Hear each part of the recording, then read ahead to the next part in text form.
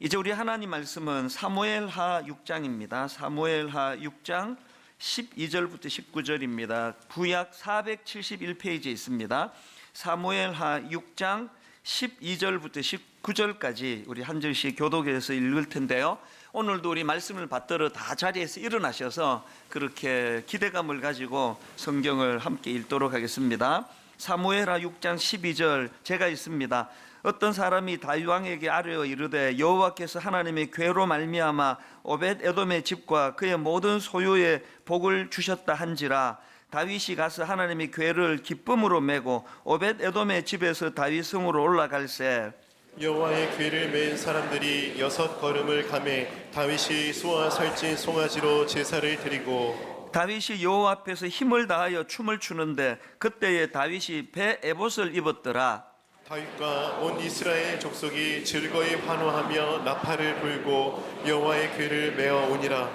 여호와의 궤가 다윗 성으로 들어올 때에 사울의 딸 미갈이 창으로 내다보다가 다윗 왕이 여호와 앞에서 뛰놀며 춤추는 것을 보고 심중에 그를 업신여기니라. 여호와의 궤를 메고 들어가서 다윗이 그것을 위하여 친 장막 가운데 그 준비한 자리에 그것을 두매 다윗이 번제와 화목제를 여호와 앞에 드리니라. 다윗이 번제와 화목제 드리기를 마치고 만군의 여호와의 이름으로 백성에게 축복하고 모든 백성 곧 온 이스라엘 무리에게 남녀를 막론하고 떡 한 개와 고기 한 조각과 건포도 떡 한 덩이씩 나누어 주매 모든 백성이 각기 집으로 돌아가니라. 아멘. 자리에 앉아주시기 바랍니다.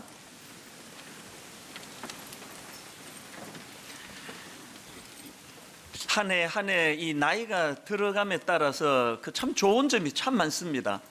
그 중에 제 개인적으로 이 나이가 들어서 좋은 점이 뭐냐 하면은요, 좀 둔감해지는 게 참 좋은 것 같습니다. 이 젊을 때는 별로 중요하지도 않은 그런 거에 막 굉장히 민감하고 그렇기 때문에 또 고민하고 그런 게 많았는데 이 나이가 들어가면서 이게 둔감해지는 게 복인 것 같습니다. 예를 들면은 요즘에 누가 뭐라고 이렇게 칭찬을 하는데 그게 좀 둔해져서 그게 그렇게 기쁘고 그렇지가 않습니다. 덤덤하게 받아들여지고요.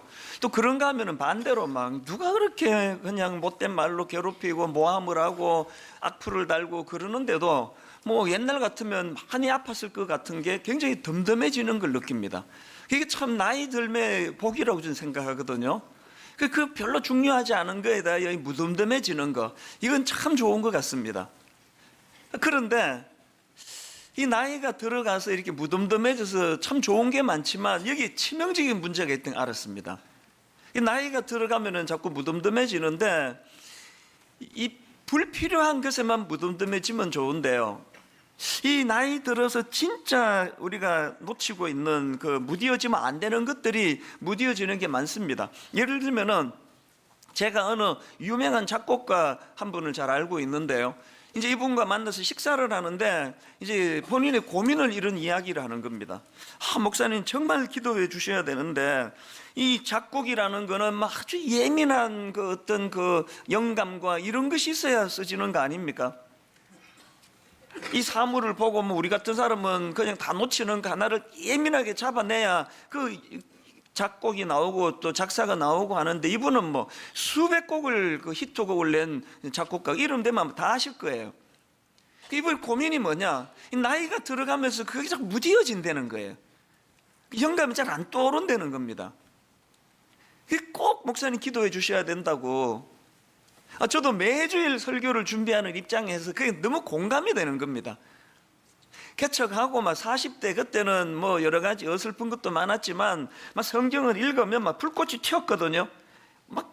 말씀 준비가 나오고 이런 게 많았는데 요즘에는 불꽃이 잘 안 튑니다. 그래서 설교 준비하는데 한 2배 이상 정성을 들여야 겨우 유지가 되는 것 같아요.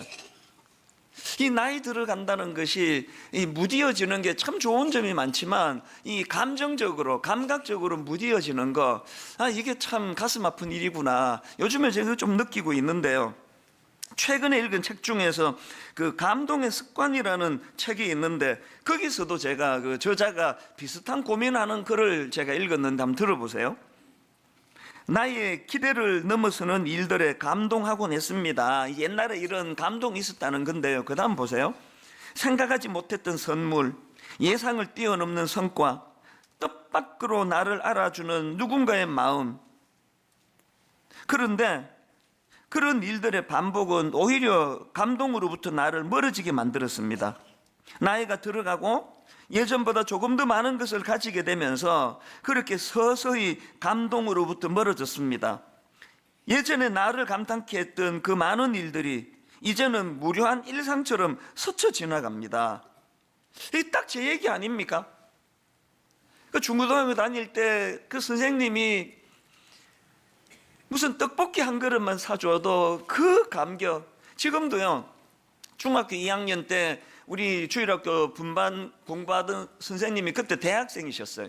이분이 우리 그 설날인가 추석인가 우리 데리고 가서 007 영화를 보여줬는데 그 감격은, 내용은 기억이 하나도 안 나는데 우리 선생님이 영화 보여주셨다.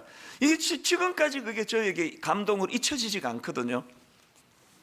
그 영화 한 프로 보여주는 것이 평생에 잊혀지지 않을 만큼 감동으로 다가왔던 그 시절이 있었다는 겁니다. 그러면서 이분이 예전에 자기가 경험했던 소소한 그 일상의 감동들의 순간들을 쭉 열거했는데 너무 공감이 되는 걸 제가 경험했습니다. 내용이 이렇습니다. 좋아하는 작가의 신작 소설을 사들고 책상에 앉았을 때 그 가슴 설레이면서 소설책을 펼치던 그 감동은 저도 기억이 납니다.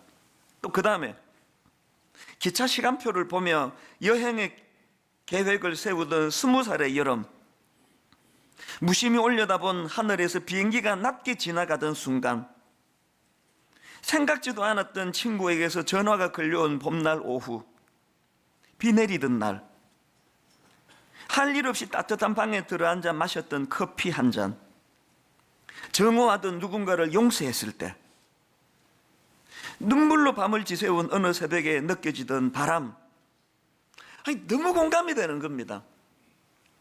그 고등학생 시절, 대학생 시절에 그 추운 그 냉방에 연탄 떼는 집이니까 뭐 얼마나 우풍이 심하고 추웠습니까? 그렇게 긴 겨울을 보내고 봄에 뺨을 지나가는 봄바람의 기억, 지금도 잊혀지지가 않거든요. 일상의 소소한 감격, 기쁨, 이걸 지금 다 잃고 사는 거예요. 겨울도 겨울 같지가 않고 뭐 차 몰고 다니고 이러니까 뭐 추위를 느껴야 뭐 그 봄을 기다리긴 하죠. 진짜 중요한 거를 지금 우리가 놓치고 잃고 산다, 그런 생각을 하게 만드는 그런 시간들이 제게 있었습니다. 그 저자가 최근에 책을 한 권 더 냈는데요, 책 제목이 설렘의 습관이에요. 근데 여러분, 그 책을 소개하는 글에 보니까요 이렇게 돼 있더라고요. 두근대면 무죄, 설레지 않으면 유죄. 저는 이거 원래 구호로 삼기로 했습니다. 두근대면 무죄, 설레지 않으면 유죄. 똑같이 뭐 예배 드리러 지금 뭐 그냥 다닥다닥 이렇게 앉아 있지만요, 여기 어떤 분들은 너무너무 설레는 마음으로 예배를 드리고 있는 분이 누군지 저는 알거든요. 무죄. 아무런 설렘도 기대감도 없고 그냥 앉아 있으면 그거 유죄. 두근대면 무죄, 설레지 않으면 유죄. 이런 생각을 하다가 이제 문득 떠오른 인물이 다윗 왕인데요, 특히 오늘 본문에서 춤을 추며 기뻐하는 그 감성이 살아 막 펄떡펄떡거리는 다윗 왕의 모습을 보면서 너무 부러운 거예요. 오늘 본문의 배경이 이렇습니다. 이제 다윗이 왕으로 등극한 후에 오래 방치해 두었던 언약궤를 이제 다윗성으로 가져오기로 결심합니다. 그리고 우여곡절 끝에 이제 드디어 언약궤가 들어오는데 그 과정에서 다윗이 보인 모습이 그거 아닙니까? 사무엘하 6장 14절 본문입니다. 다윗이 여호와 앞에서 힘을 다하여 춤을 추는데, 다윗이 여호와 앞에서 힘을 다하여 춤을 추는데 그때 다윗이 배 에봇을 입었더라. 여러분, 여기에요, 힘을 다하여 춤을 추는 데가 이것만으로도 우리말로는 표현이 부족합니다. 이 원문 그대로 직역하면은 온 힘을 다하여예요. 막 쥐어 짜듯이 온 힘을 다하여 그렇게 지금 막 왕의 체면이고 뭐고 막 미친 듯이 춤을 추고 있는 다윗의 모습입니다. 막 얼마나 그 모습이 부러운지. 여러분 막 너무 기쁠 때 막 이게 뭐 막 내 의지대로 안 되는 기쁨을 표할 때 또 이런 순간 있지 않습니까? 막 이대로 그냥 죽었으면 좋겠다, 이대로. 저도 내 생애에 한 서너 번 있었습니다, 그랬던 때가. 막 이렇게 하다 그냥 죽으면 좋겠다. 더 이상 바라는 게 없다. 여러분 지난 한 해 동안에 그런 순간이 몇 번 있었습니까? 막 체면이고 뭐고 회사에서 뭐 젊은 직원이 보거나 말거나 막 말로도 할 수 없는 기쁨을 막 표현하고 그렇게 막 이대로 죽었으면 좋겠다. 그런 기쁨의 감격을 표현한 적이 작년에 몇 번 있었습니까? 한 번도 없었으면 유죄, 그 무기징역감이에요. 이걸 회복하자는, 이걸.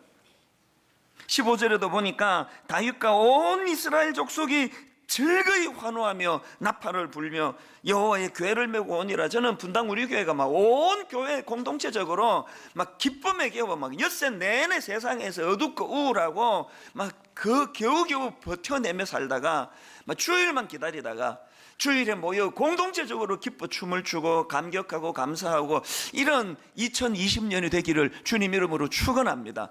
정말 그렇게 됐으면 좋겠어요. 이런 의미에서 여러분, 우리는요 세상이 좋아져서 내가 행복해지는 일은 없습니다. 살아봐서 아시잖아요. 더 복잡해질 거예요. 세상이 달라져서 내가 행복해질 거라는 기대는 다 버리시고요, 세상이 어떻든 관계없이 나는 주님 안에서 이 기쁨을 회복하리라. 이런 의미에서 이제 2020년 저는 올 한 해에 품어야 될 세 가지 목표를 공동체적으로 좀 나누기를 원하는데요. 여러분, 우리가 품어야 될 목표, 첫 번째 목표가 이 감탄을 회복하자는 겁니다. 오늘 본문을 보시면서 아마 이런 생각을 하실 수 있을 겁니다.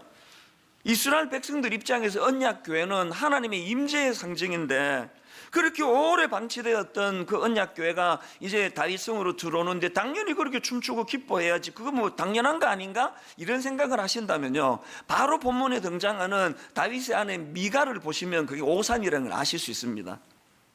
그 안에 미갈의 반응을 보세요. 16절, 여호와의 교회가 다윗성으로 들어올 때에 사울의 딸 미갈이 창으로 내다보다가, 이 지금 창으로 내다보다가 지금 뭘 표현하는 겁니까? 그 기쁨의 그 무리에게서 격리가 돼 있다는 거 아닙니까? 창으로 보다가 똑같이 예배를 드리는데요, 옆에 어떤 분은 손수건을 꺼내서 눈물을 흘리며 감격으로 드리는데 어떤 분은 어이구 참 그 울 일도 없는데 왜 울지 이 사람은? 그게 격리가 돼 있는 거예요. 격리가. 이 창으로 보다가, 그 창으로 예배 드리는 분이 계세요. 그 다음도 보십시오. 사울의 딸 미갈이 창으로 내다보다가 다윗 왕이 여호와 앞에서 뛰놀며 춤추는 것을 보고 심중에 그를 업신여기니라. 그래서 원래 제가 오늘 설교 제목을요, 웃음과 비웃음으로 잡았어요. 원래는 비웃음과 웃음, 글자 한자 차이인데요, 이건 뭐 상상할 수 없는 차이 아닙니까? 여러분은 지난 한 해 동안에 감격에 겨운 어린아이와 같은 그런 웃음이 많았습니까? 미갈과 같은 비웃음이 많았습니까? 제가 이 유심히 본문을 보니까요, 지금 미갈을 소개하는데 다윗의 아내 미갈로 표현하지 않고 사울의 딸 미갈이 이렇게 표현을 해요. 뭐 많은 의미가 있지만 그 중에 사울의 딸 미갈은 그 공주의 신분 아닙니까? 어릴 때부터 왕궁에서 자라가지고 공주의 신분으로 갖추어야 될 체면과 채통이 많은 거예요. 그 기준으로 남편을 보니까 무슨 왕이 채통머리 없이 이렇게 춤을 추고 있느냐는 거 아닙니까? 저는요, 이게 오늘 우리 모태신앙, 내가 모태신앙이 되다 보니까 모태신앙이 갖고 있는 이 극복하지 않으면 안 되는 문제예요. 선입견이 많은 거예요. 예배는 이래야 된다, 예배는 엄숙해야 되는데 그 왜 성가대 맞추면 왜 박수를 왜 치느냐고. 이 자기가 갖고 있는 그 고정관념의 틀로 말미암아 미갈처럼 왕은 이래야 되는데, 왕은 춤추면 안 되는데 자기를 자꾸 억압하는 거예요. 은혜를 받으면 용솟음치 오르는 기쁨은 이 체면을 밀어내버리거든요. 이 밀어내버려요. 찬양을 듣고도 너무너무 감격해서 하나님께 박수가 나오고 수고한 분들에 대하여 감사가 나오고, 오늘 우리를 이렇게 억압하는 미갈과 같은 이런 어떤 그 무엇이 우리를 이렇게 감격을 억누르게 만드는 거 그거예요. 예배를 막 드리다가 말씀에 은혜 받고 찬양을 부르는데 보니까 자기도 모르게 손이 올라가는 거예요. 시켜가지고 올리는 건 재미없고요. 보니까 자기 손이 올라가 있는 거예요. 예배 드리면서 이런 적이 몇 번 있으셨습니까? 올 한 해 이걸 회복하자는 겁니다. 세 갈래로 회복을 해야 되는데요. 첫째, 무엇보다도 하나님 주신 은혜에 대해 감탄하는 거예요. 하나님 주신 모든 우주 만물을 보면서, 자연을 보면서 하나님께 감탄하는 겁니다. 시편 8편 1절, 여호와 우리 주여, 주의 이름이 온 땅에 어찌 그리 아름다운지요. 등산하다가 그 하나님의 이 솜씨, 나무 한 그루를 보면서도 가슴이 뛰어본 적이 있습니까? 저는 등산이 너무 좋거든요. 이름 모를 그 나지막하게 생긴 나무 하나, 들풀 하나, 그 등산 가다가 서서 한참을 그것을 들여다보면서 감격을 하면서 설교 영감이 떠오른 적이 여러 번 있었습니다. 길 가다가 그 어느 그 공원, 아무도 눈이 안 가는 그 구석지인데 1cm밖에 안 되는 조그만한 그 생명 하나, 그거를 발견하고 참 마음이 뛰었던 그런 순간이 지금도 잊혀지지가 않거든요. 이 감탄을 회복하셔야 돼요. 그런가 하면은 자기 자신에 대해서 감탄을 회복하셔야 돼요. 우리나라는 나쁜 나라예요. 어릴 때부터 아이들에게 너 자신에 대한 감탄을 꺾어버리는 게 우리나라 아닙니까? 특히 교실. 그런데 여러분, 바로 그 다음 나오는 그 3절 4절을 보십시오. 주의 손가락으로 만드신 주의 하늘과 주께서 베풀어 두신 달과 별들을 내가 보오니 사람이 무엇이기에 주께서 그를 생각하시며 인자가 무엇이기에 주께서 그를 돌보시나이까. 여러분, 제가 제대로 예수 믿고 변화되고 나서 진짜 달라진 게 저를 보는 눈이 달라졌습니다. 저는 뭐 모태신앙인데도 불구하고요, 저는 제대로 은혜 받기 전에는 움직이는 열등감이었습니다. 걸어다니는 열등감이에요. 내 삶 자체가 열등감이었습니다. 또 열등감은 가질 만한 요소를 많이 갖고 있었고요. 제대로 은혜 받고요, 내 자신이 너무 매력적인 거예요. 내가 어떻게 이렇게 매력적일까? 이거 뭐 더한 것 같아요. 요새 여전히 뭐 보잘것없고 초라한 것이 많지만 그럼에도 불구하고 사람이 무엇이기에 주께서 그를 생각하시며 인자가 무엇이기에 주께서 그를 돌보시나이까. 시편 139편 14절에 보니까 내가 주께 감사하오면 나를 지으심이 신묘막척하심이라. 못생기면 못생겨서 신묘막척하고, 잘생기면 잘생겨서, 키가 크면 키가 커서, 작으면 작아서. 은혜 받고 나면요, 내 자신에게 감탄이 많이 나와요. 여러분, 진짜 저는 제가 너무 매력적이지 않나요? 난 너무 감탄이 돼, 나 자신에 대해. 3부부터 이 말 빼도록 하겠습니다. 공감이 안 되는 건 빼는 게 좋습니다. 누가 뭐라 그러든지 간에 난 하나님 앞에서 신묘막척한, 여러분 올 한 해 여러분 자신에 대하여 많이 감탄하시기를 바랍니다. 그런가 하면은 그 상대방 주변 사람들에 대하여 이 감탄을 회복해야 돼요. 이웃에 대한 감탄. 오늘 여러분 본문에 미갈을 왜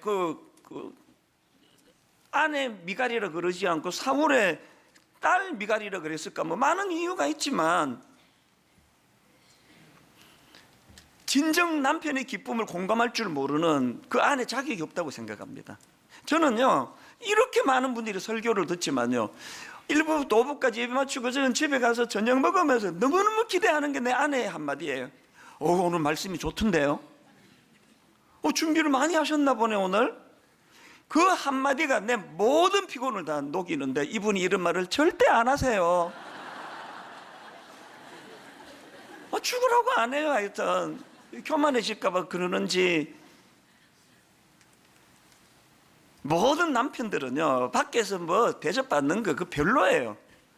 아내에게 인정받고 싶어. 아내. 그 부인들 마찬가지 아닙니까? 하루 온종일 안에서 시달리고 애 돌보느라고 살림 사느라고 해도 빛도 하나도 안 나는 거 치워놓으면 또 어지르고, 치워놓으면 또 어지르는데 남편 들어와가지고 와, 당신이 있어서 내가 밖에서 편하게 일했잖아, 당신 정말 대단해, 그 한마디면 하루에 모든 피곤이 다 씻어지는 거 아닙니까? 그거를 못하는 게 우리 아닙니까?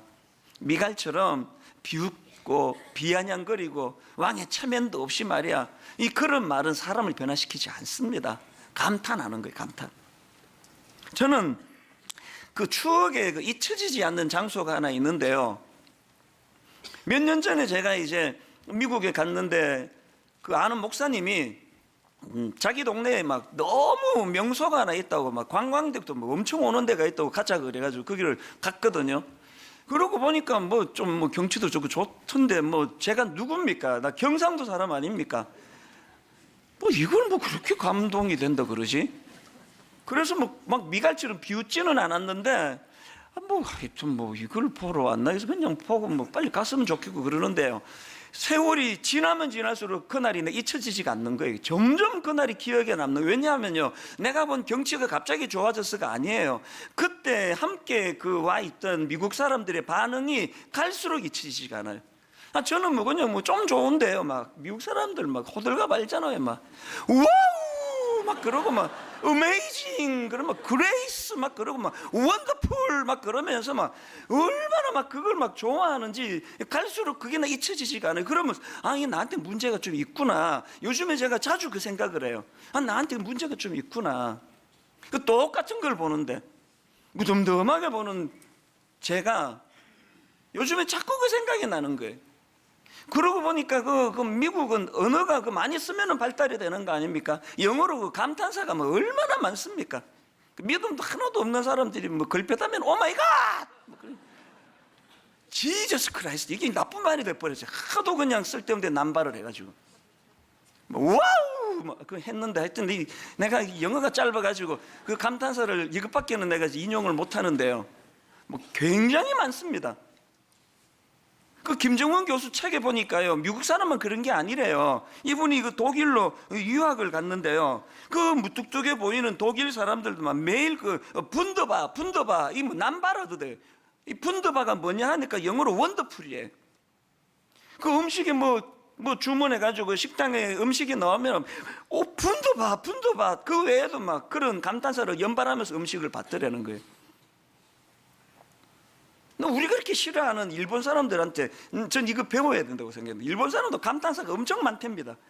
작은 일에도 이렇게 감사합니다 막 분더바 같은 이런 그 일본말은 내가 모르니까 인용을 못하겠지만요, 저는 지금까지 한국 식당 가가지고 설렁탕 나오는 보고 분더바 이러면서 밥 먹는 사람 본 적이 없어요. 설렁탕 나와도 그냥 밥 먹자 그렇게 하고 먹는 거 아닙니까? 이 문화가 지금 이거 바꿔야 돼요. 작은 거에도 감탄하고. 그래서 아브라함 헤셀의 이 말을 저는 늘 마음에 담습니다. 나는 하나님께 성공을 구한 적이 없다. 다만 경의와 감탄을 구했다. 그리고 하나님은 그것을 허락하셨다.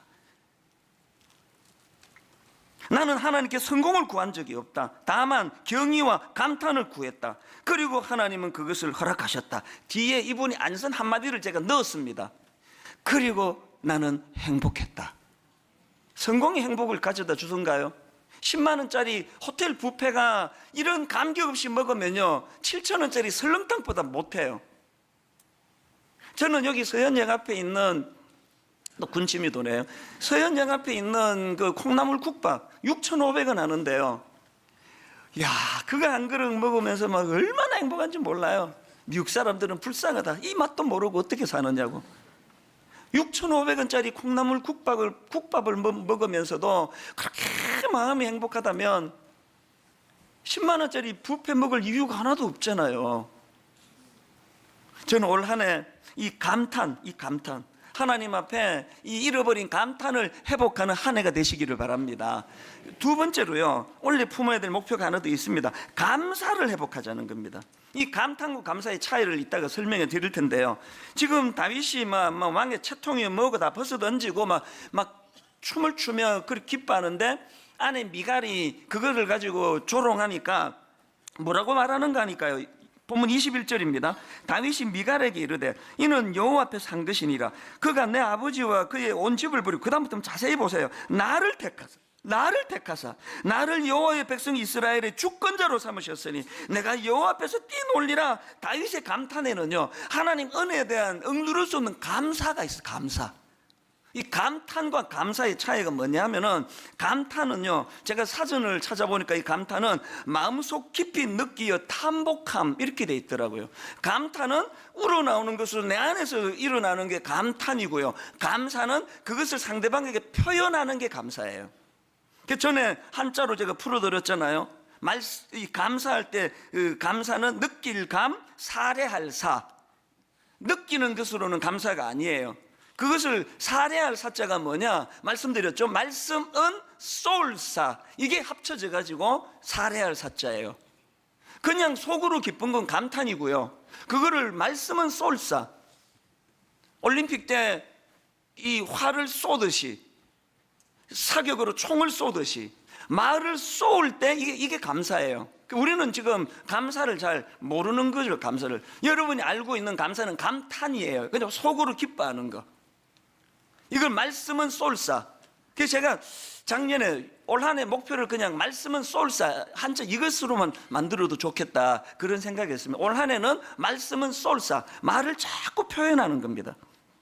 윌리엄 아스워드 이런 말을 했습니다. 감사를 느끼지만 표현하지 않는 것은 선물을 포장해 놓고 주지 않는 거랑 똑같다. 선물 포장해 놓으면 무슨 소용입니까? 지난 연말에요, 우리 교회 그 젊은 부목사가 저한테 이제 온라인으로 그 아이스크림을 교환하는 선물을 보내왔어요. 저희 교회는 담임 목사가 부교역자한테 선물하는 거 금지되어 있거든요. 그래서 제가 그 받자마자 이런 답을 보냈습니다. 고마운데 다음부터 이러지 마라. 나중에 담임 목사 되고 여유 생기면 그때 마음껏 선물해라. 다음부터 하지 마라. 이 젊은 목사는 어지간한 말에는 지금까지 다 알겠습니다, 순종하겠습니다 그러는데 바로 반발의 글이 왔어요. 이렇게 왔습니다. 아닙니다 목사님. 느낌표. 단호하게 아닙니다 목사님. 감은 쏘아야 한다고 목사님께 배웠습니다. 부교역자들에게 부담 주고 싶지 않아 선물 절대 못하게 하시는 목사님의 정신과 의도는 잘 압니다. 하지만 표현하지 않다 보면 정말 감사를 잃기도 하는 것 같아서 1년에 한두 차례 목사님께 감사 표현하는 것은 전혀 부담스럽지 않습니다. 단호하게 이제 또 너무 세게 말했나 싶었던지 맨 끝에 말 관로하고 방긋 이렇게 마쳤어요. 제가 이 교역자의 글을 읽어보고 맞다, 내 생각을 바꿨어요. 법 바꾸기로 했습니다. 이제 우리 교회 모든 부교역자들은 매년 담임 목사한테 선물을 하시기 바랍니다. 단 10,000원 이하로. 10,000원 이상은 접수를 안 받습니다. 제가 우리 교회 출신 목사님이 잘못 가르쳤다는 걸 알게 된 거예요. 여러분, 그 아이스크림 그 인터넷으로 구입할 수 있는 아이스크림 쿠폰 교환권 하나가 이게 뭐 몇십만 원 해서 의미가 아니고요, 말씀은 쏠사거든요. 새해에는 감탄이 나오시기를 바라고요, 그 감탄의 중심에 하나님을 향한 은혜에 대한, 십자가에 대한 감사가 녹아있는, 감탄이 녹아있는 그런 감사, 또 그 감탄. 저는 오늘 집에 돌아가셔서 분당 우리교회 홈페이지가 여러분이 올려주시는 감탄의 글로 거의 마비가 됐으면 좋겠습니다. 몰랐는데 말씀은 쏠쌉니다. 하나님, 이제 하나님 은혜를 내가 막 무한으로 제가 표현하겠습니다. 그래서 여러분, 감사와 관련한 실천사항 2가지를 말씀드리는데요. 감사 노트 쓰기, 지금 이게 전국적으로 반향을 일으키고 있는데 우리 교회는 무덤덤한 것 같아요. 작년에 제가 이 자리에서 결혼 주례를 했는데요, 참 인상적인 건 바로 이 감사 노트 선물로 받은 거거든요. 신부가요, 하객들 전부에게 이 감사 노트를 선물을 했는데 놀라운 게 뭐냐, 밤을 새워가지고요 저한테도 썼어요. 여기에 이찬수 목사님께 저희 결혼식에 주례를 써주셔서 정말 감사합니다 이러면서 쭉 저한테 감사한 걸 썼는데요, 저한테만 쓴 게 아니에요. 모든 하객들 감사 노트에 밤을 새워서 다 쓴 거예요. 그 제가 이거를 보고요, 이 신랑 이거 복 터졌다, 복 터졌어.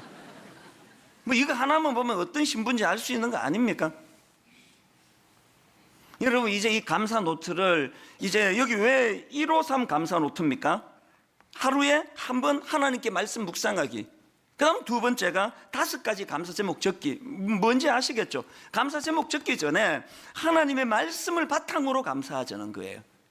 그 다음에 153 하루 3번 감사 표현하기. 말씀은 쏠사. 남편이나 아내에다가 애 둘만 있어도 하루에 3번씩 할 수 있는 거 아닙니까? 점점 이게 확산이 되는 거예요.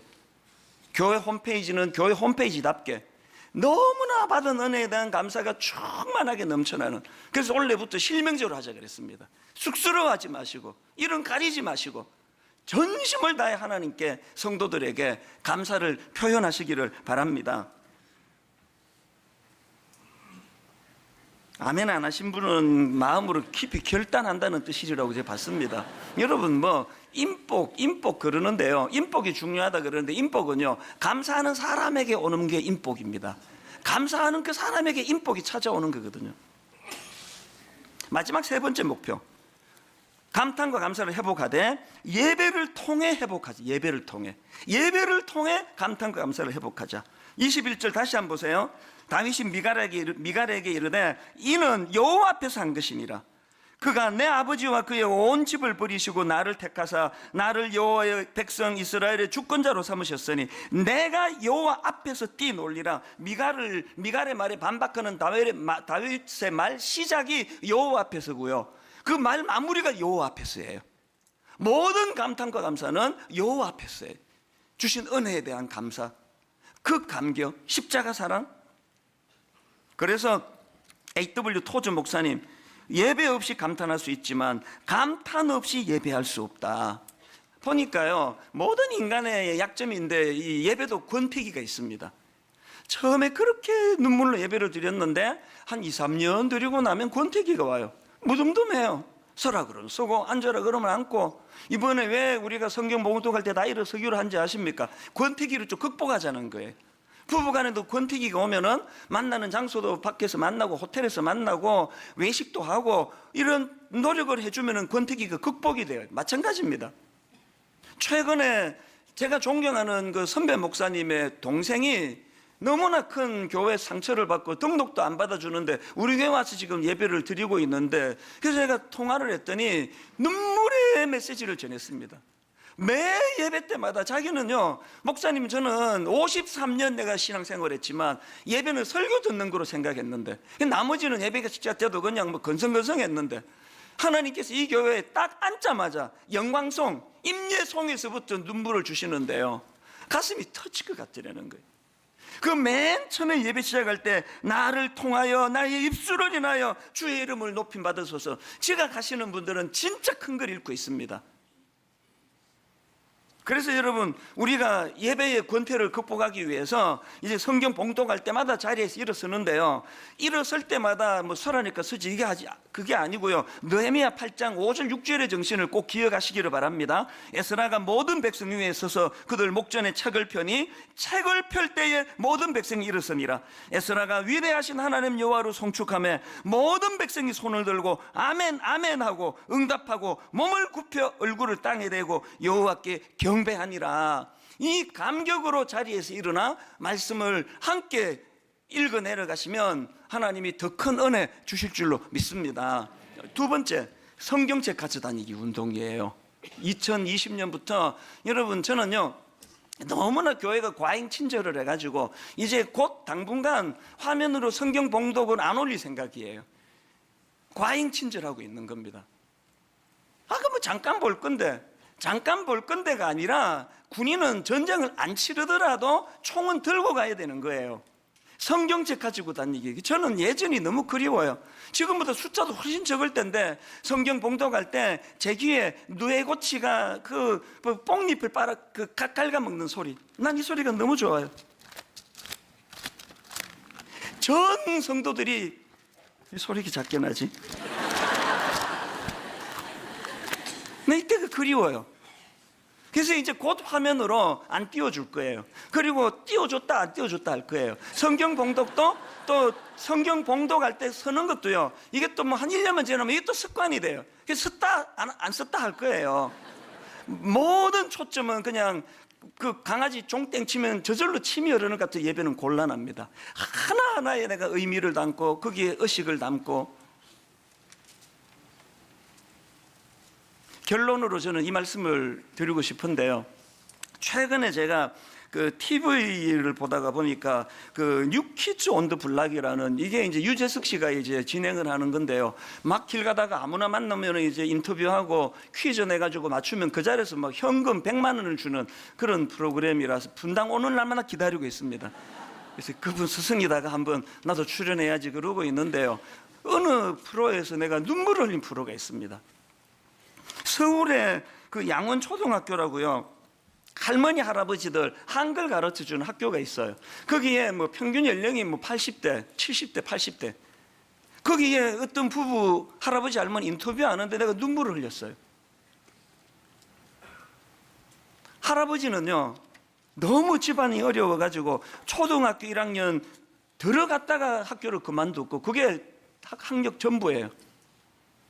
그 할머니는 제 기억으로 학교 문턱에도 안 가보신 분이에요. 두 분 다 글자를 못 읽으시는 거예요. 늦게 이제 그 양원초등학교에서 한글을 배워 가시는데요. 이분 인터뷰하다가 몇 가지 점에서 내가 울었습니다. 몇 번을 또 봤어요, 인터넷으로. 그 할머니가 12살 되던 해에 지방에서 살다가 서울로 와 식모살이를 하는데요. 그 주인이 악랄한 사람. 세상에 그 어린애 12살짜리 그 연탄 떼는 그 돈 아까워가지고 냉방에다 재우는 거예요. 밤새 추워서 떠는 겁니다. 그리고 밥을요, 지들은 따뜻하게 해가지고 먹고, 애한테는 그 명태 대가리 넣고, 그 보리 넣고, 그 보리 울먹울먹 하면서 개도 이렇게 먹이지 않을 거라고. 그렇게 명태 대가리 넣고, 보리 넣고, 그래가지고 개죽처럼 해가지고 먹이고, 그 주인 여자는 이상한 여자예요. 부부 싸움만 하고 나면은 뾰족한 구두로 이 어린애 발등을 찍는 거예요. 계속. 그래서 이분이 마음에 엉어리가 져있는 거예요. 너무 그 상처가 12살 때 기억이. 그 유재석 씨도 막 화가 나가지고요. 이게 지금 그 사람 보고 있을지 모르니까 화면을 똑바로 보면서 그 사람한테 한마디 하시라고. 그랬더니 이분이, 그 할머니가 주저주저 하면서 화면을 보면서 이런 이야기를 하는 겁니다. 아줌마, 어느 곳에 계실지 모르지만 지금 제 얼굴을 보면 아줌마는 저를 알지 몰라요. 그러나 그때 아주머니가 내게 행했던 것은 아실 것입니다. 그리고 한참을 머뭇거리다가 하고 싶은 말을 그 다음에 이렇게 하는 겁니다. 아줌마, 편안한 마음으로 잘하고 사십시오. 우리도 잘하고 살겠습니다. 안녕히 계세요. 이게 내 눈물이 터진 거예요. 평생에 한을 준 그 사람인데 끝끝내 그 사람을 용서하고 축복하는 말로 마무리를 하는 거. 거기서 내가 눈물이 터졌고요. 그리고 비록 지금까지 글자도 못 읽는, 학교 근처도 안 가본 분이지만 박사님보다 나아요. 지혜를 알아요. 행복이 뭔지 알아요. 부부간에 얼마나 표현을 많이 하는지 손을 꼭 붙잡고, 마지막에 이제 그 블록 같은 걸로, 이제 그때가 한글날이에요. 기역, 니은, 이거 모음 자음을 가지고 너무나 아름다운 그 사랑하는 그 글자를 써보라 그랬더니 남편은요, 박묘순 아내 이름을 썼어요. 그 할머니는 거기다가 길게 한참 걸렸어요. 글자를 배워가니까 길게 이렇게 썼습니다. 사랑하는 우리 신랑, 너무너무 사랑해요. 행복하게 삽시다. 말끝마다 우리 신랑, 우리 신랑, 우리 신랑 만나서 내가 이렇게 됐다고. 석사, 박사 학위 있으면 뭐합니까? 행복의 비결도 모르고 사는데. 여러분, 이 세 가지, 올 한 해는 감탄. 들꽃 하나를 보고도 감탄이 나올 수만 있다면, 그런가 하면 그것을 이루는 은혜에 대한 감사, 예배를 통해 이 감탄과 감사 회복하기. 그래서 저는 오늘 아까 제 선배 목사님의 그 후배 동생 그 이야기를 들으면서, 목사님 예배는 설교만 듣는 줄 알았는데 분당 우리 교회 와가지고 맨 첫 임예송 거기서부터 눈물이 터진다고 했을 때, 오늘 지각하시는 분들 전부 다 하나님 앞에 마음을 돌이키시고 첫 임예송부터 하나님의 영광. 여러분, 오늘 새해 첫날 첫 예배 우리 모두 다 자리에서 일어나셔서, 너무 익숙해서 그냥 맴돌던 찬양이 아니라 가사 하나하나에 내 영혼이 담겨 있고 주님을 향한 감탄을 가지고 이 찬양을 올려드리기 원합니다. 그런 마음의 소원을 가지고 우리 이 찬양 같이 부르고 이제 기도하고 예배를 마무리하려고 합니다. 우리 같이 감격함으로 찬양합니다.